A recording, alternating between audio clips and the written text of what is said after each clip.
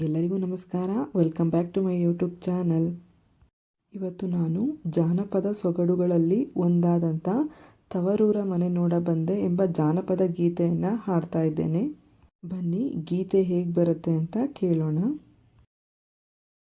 ತವರೂರ ಮನೆ ನೋಡ ಬಂದೆ, ತಾಯಿ ನೆನಪಾಗಿ ಕಣ್ಣೀರ ತಂದೆ.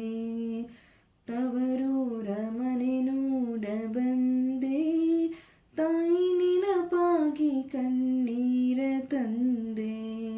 14 ವರುಷಗಳಿಂದೆ ಎತ್ತ ತಾಯಿ ತಂದೆ ಪ್ರೀತಿಯಿಂದೆ. 14 ವರುಷಗಳಿಂದೆ ಎತ್ತ ತಾಯಿ ತಂದೆ ಪ್ರೀತಿಯಿಂದೆ. ಮುತ್ತಿನಂತೆ ಜೋಪಾನವಾಗಿ ಬಾಳಿದೆ, ಅದು ಎತ್ತ ಹೋದರೂ ಕನಸಾಗಿದೆ.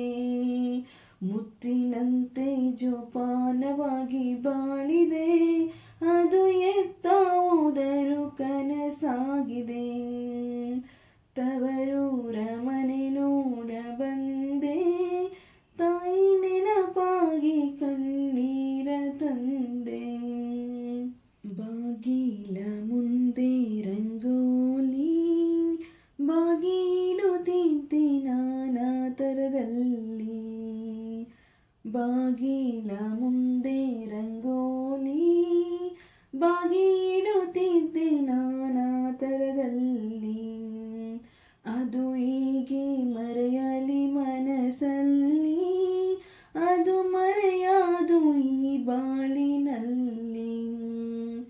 ತವರೂರ ಮನೆ ನೋಡ ಬಂದೆ, ತಾಯಿ ನೆನಪಾಗಿ ಕಣ್ಣೀರ ತಂದೆ.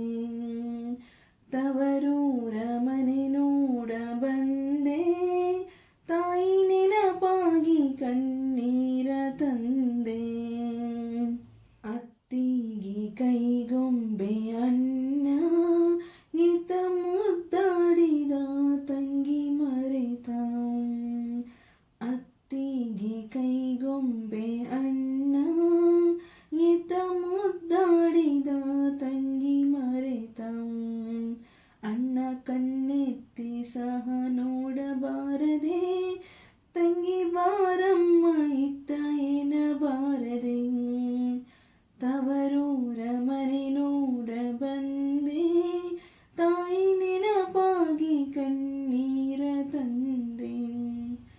ತವರೂರ ಮನೆ ನೋಡ ಬಂದೆ, ತಾಯಿ ನೆನಪಾಗಿ ಕಣ್ಣೀರ ತಂದೆ. ಅಣ್ಣನ ಹೆಂಡತಿ ನೋಡಿ ಕಣ್ಣ ಸನ್ನೆ ಮಾಡಿದಳೆನ್ನ ನೋಡಿ. ಅಣ್ಣನ ಹೆಂಡತಿ ನೋಡಿ ಕಣ್ಣ ಸನ್ನೆ ಮಾಡಿದಳೆನ್ನ ನೋಡಿ. ಅಣ್ಣ ಮಾತನಾಡಿಸದೊಳ ಸೇರಿದ, ತನ್ನ ಸಿರಿಯಲ್ಲಿ ತಾನೊಡಗೂಡಿದ. ತವರೂರ ಮನೆ ನೋಡ ಬಂದೆ, ತಾಯಿ ನೆನಪಾಗಿ ಕಣ್ಣೀರ ತಂದೆ.